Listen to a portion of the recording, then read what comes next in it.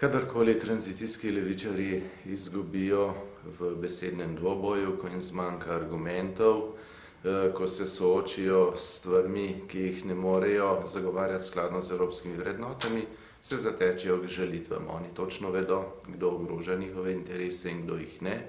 In najbolj podle, najbolj zavržene stvari počnejo pač proti tistim, ki se jih dejansko bojijo. Po eni strani je to na nek način za posameznika priznanje, po drugi strani pa je seveda zelo hudo za vse v njegovi bližini, za njegovo družino, za starše. To vsekakor ni prvič, da se je kaj takega zgodilo v različna obračunavanja, ker pač meni nimajo kaj očitati, niti nimajo argumentov. So vpletli prej že nekoč mojo sestro, brata, starše, tudi mojo pokojno mamo. Tokrat je na vrsti moja družina kot celota. Vsekakor bi ljudem, ki to počnejo, svetoval, naj si preberejo enega od temeljnih učbenikov demokraciji, kjer je vpletanje ljudi v neposredni bližini, družine in seveda vseh tistih, ki se ne morejo braniti, otrok, pokojnih, opisano kot najbolj zavržena, pritlehna oblika političnega boja.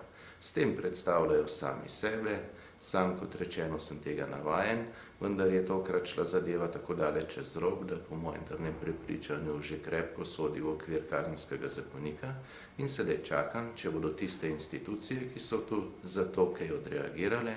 Predvsem postavljam javno vprašanje tisto, ki bi si ga morali postaviti v tem trenutku vsi, kje so zdaj vsi tisti silni posamezniki, inteligenca, društva, celo državne institucije, ki naj bi se borile proti sovražnemu govoru.